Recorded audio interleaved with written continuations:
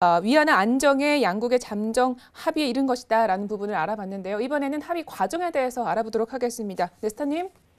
네, 이게 워낙 이슈가 되다 보니까 여기에서 많이 얘기를 했나 보군요. 일단은, 예, 위안화가 이제, 사실상, 위안화에 대해서 합의를 했어요. 합의를 했는데 이 합의한 부분이 이렇게 보시면 됩니다. 위안화 절하 문제가 이제 사실은 원래 큰 문제였어요. 그러니까, 위안화 절하라는 게 왜 문제냐. 그러니까 중국이, 이거는 이제 환율 메커니즘은 이해를 하셔야 되는데, 이게 뭐냐면요. 보통 어떤 한 국가가 무역 흑자가 발생을 하게 되면요. 자연스럽게 자국 통화 가치가 올라갑니다. 그러니까 어떤 나라가 막 물건을 수출을 많이 했어요. 그래서 막 수익을 많이 냈어요. 수익을 많이 내서 수익을 많이 내다 보니까 그 나라가 수익이 많이 나다 보면 어떻게 되느냐. 그 나라의 통화 가치가 계속 상승을 하게 되죠. 이 통화 가치가 상승을 하게 되면 내 통화 가치가 상승하게 되면 밖에 나갈 때 수출할 때의 물건의 가격이 경쟁력이 떨어집니다. 가격이 밀려요.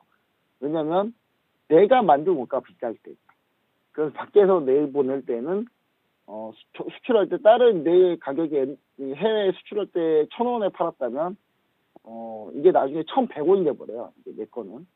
그러니까 그런 식으로 이제 무역 흑자에 들어갈 경우 상당히 좀 이제 자국 통화 가치를 올리는 요인이 되는데 중국은 이 부분이 통용이 안 되죠. 그러니까 전 세계에서 다 이런 메커니즘으로 내가 수출이 잘 되면 나중에 통화 가치가 올라가서 나중에 수출이 잘 안 되고 그게 이제 계속 순환을 이루면서 성장을 하게 되는데 중국 혼자 위안화를 이제 고정시켜 놨기 때문에 이게 중국은 어차피 이제 고정환율제이지 않습니까? 위안화를 고시해가지고 하는 나라인데 자국 통화 가치를 고시를 하는데 그런 부분들을 계속 진행하다 보니까 중국만 계속 이득을 보는 거죠. 중국은 계속 무역 흑자를 내고 있는데 자국 통화 가치를 안 올려버리고 자국 통화 가치를 더 떨어뜨려버리고 수출 더 잘 되라고 그런 부분들을 계속 진행해 왔었죠. 이제 그런 진행해 왔던 부분들이 전 세계에 큰 문제를 일으켰습니다. 근데 그게 무슨 큰 문제가 났겠냐 막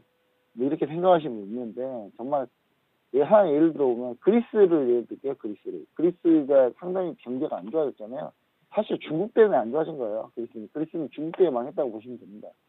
핑크스 국가도 전부 다 중국 때문에 망했다고 보시면 되는데 왜냐 그리스 같은 나라가 대표적인 나라인데 그리스는 유로화를 쓰잖아요. 그럼 나라 경제가 안 좋아요. 수출이 안 되고 경제가 안 좋으면은 당연히 자국 통화 가치가 떨어져야 되잖아요. 근데 자국 통화는 유로화를 쓰다 보니까 유로화는 독일이 잘 나가고 있으니까 유로화 가치가 생각보다 안 떨어지는 거예요. 그러면 수출이 안 되는 거 계속 안 되는 거예요. 그리스가 그리고 해운업하고 관광업으로 먹고 사는데 해운업은 관광업은 어떻게 됩니까? 관광업은 그 나라 통화 가치가 비싸면 사람들이 잘 안 가겠죠. 비싸니까 거기서 물건 사는데 비쌀 거 아니에요. 근데 이제 자국 통화 가치가 경제가 안 좋으면 자국 통화 가치가 떨어져서 관광을 많이 와야 되는데 통화 가치가 안 떨어진 겁니다. 유로화가 안 떨어지니까 그리스가 결국 그래서 망할 수밖에 없는 거예요. 남부 유럽 전부 다 그러니까 최근에 재정 위기를 겪어서 망한 건 다 중국 때문입니다. 전부 다 중국 때문이에요. 이거는 그냥 중국 때문이라고 보시면 정확합니다. 왜냐하면 중국이 계속 환율을 계속 고정시키고 있었기 때문에 자기들만 이쁘고 계속 손실은 다른 나라에 전가하다 보니까 그러다가 결국 터진 거거든요. 그게 쌓여가지고. 이제 그런 부분들 때문에 이제 이 부분은 반드시 바로 잡아야 되겠다는 생각으로 미국이 이제 얘기를 했었는데 문제는 뭐냐면 미중 무역 전쟁을 시작할 때 위안화 가지고 이제 무역 전쟁을 시작을 했는데 미국이 관세를 부과했죠. 제품에다가 10% 관세를 부과합니다. 그러면 중국이 자국 통화 가치를 그만큼 떨어뜨려 버려요. 그러면 관세 부과가 많아요. 똑같아요. 어차피 가격은. 네. 내가 1,000원짜리 물건을 이렇게 미국에 팔려고 중국 사람이 내면 미국이 화가 나서 너네 이거 1,000원에 팔지 못하고 이거 1,100원에 팔아야 돼. 10% 세금이야. 이렇게 해놓으면 중국이 그래 그러면 내 가격을 깎을게. 그래서 깎아버리는 거예요. 위안화 가치를 떨어뜨려가지고 그러면 계속 1,000원에 팔고 있었던 거죠. 그런 부분들이 있으면서 별로 효과를 보지 못하게 됐었는데 지난 이제 12월에 이제 아르헨티나에서 트럼프 대통령하고 시진핑 주석이 90일 휴전을 얘기를 했었죠. 그때 이제 중국의 기술 휴전, 그다음 지적재산권 침해, 국가 보조금 문제 이렇게 얘기를 했는데 환율 문제만 언급이 없었어요. 언급이 없었다가 올해 1월에 문두신 재무 장관이 환율은 언제나 논의가 되고 있었고, 근데 이게 이제 일부에 들어간다 항상 그렇게 얘기를 했고요. 미 워싱턴 DC에서 진행되고 있는 진행했던 제1차 고위급 협상에서 이강 인민은행 총재가 같이 동행을 했습니다. 같이 동행을 했던 거는 이강 인민은행 총재가 동행했다는 건 뭐겠습니까? 그냥 환율 정책 때문에 간 거겠죠. 딱 봐도 아는 내용이니까. 그러면서 이제 이 위안화 협상 테이블에 올랐다는 사실이 이제 올라왔고요. 그다음에 이후 잠정 합의를 한 것 같습니다. 그래서 이런 부분들이 중국이 위안화 더 이상 건들지 못하는 그런 상황까지만 된 것만으로도 뭐 전 세계적으로 축복이다. 예, 그렇게 좀 보면 좋을 것 같네요. 네. 사실 작년에 미국의 대중국 무역 적자가 10%가량 늘어났는데 아무래도 이게 달러화 대비 위안화가 또 5% 이상 급등했기 때문이 아니겠습니까? 그런데 여기서 중국의 환율 개입이 좀 없으면 우리나라에게는 어떤 영향이 있을까요? 이게 우리나라 세법을 가지고 고민한 분들이 많이 있더라고요. 중국이 이제 미국에게 이제 환율 개입을 금지하는 것을 농문화 해버리면 이건 자동적으로 이제 위안화 절상을 의미합니다. 그동안 중국이 계속 위안화 떨어뜨려 왔으니까, 절하를 해서 떨어뜨려 왔으니까. 그럼 이제 위안화 절상이라는 의미가 되겠죠. 그럼 위안화 가치가 상승한다는 얘기고요. 현재 시장에서는 다양한 의견이 존재하는데, 이게 이제 뭐만 있으면 엄살 부리는 뭐 약간 그런 집단 쪽에서 이상하게 이겨가지고 얘기를 많이 하는데, 일단은 중국하고 수출 경쟁하고 있는 이제 상황에서 위안화 가치가 올라가면 한국한테는 유리합니다.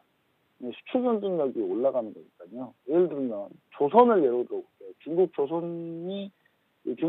중국 조선 박리담에도 우리는 이제 고퀄리티 있는 그런 주의로 해가지고 경쟁을 하고 있는데, 중국의 배를 만들려고 중국에서 원가를 제시를 할 때 자국 통화 가치가 올라가면 당연히 원가가 올라가겠죠. 당연히 그 부분이 중국 조선사들한테 불리할 거고요. 우리나라 조선사들한테는 반대적으로 유리하겠죠. 그 부분이 있긴 합니다. 근데 서로 경합하는 부분들은 그렇다고 쳐도 경합하지 않는 부분들 따지면 국내 이제 원화가 위안화하고 약간 동조하는 경향이 좀 있습니다. 예를 들면 위안화가 올라갈 때 국내에 있는 원화도, 그러니까 국내 통화인 원화도 가치가 상승하는 그런 과정이 있어요. 그러니까 우리나라가 중국하고 약간 많이 동조화되어 있다는 사실을 좀 감안을 해봤을 때, 중국의 위안화 절상을 했을 때 과연 원화가 가치가 올라갈 거라는 거죠. 지금까지는 계속 그래 왔다라는 거죠. 이 동조화 정도를 상관계수로 따져보면 약 0.76 정도 나온다고 하고요. 이 0.76이면 뭐 상당히 많이 동조화됐다는 얘기거든요. 그리고 일단 원달러 환율, 그러니까 원화가 강세가 된다는 거죠. 원달러 환율이 1% 하락할 때, 즉 원화 강세입니다.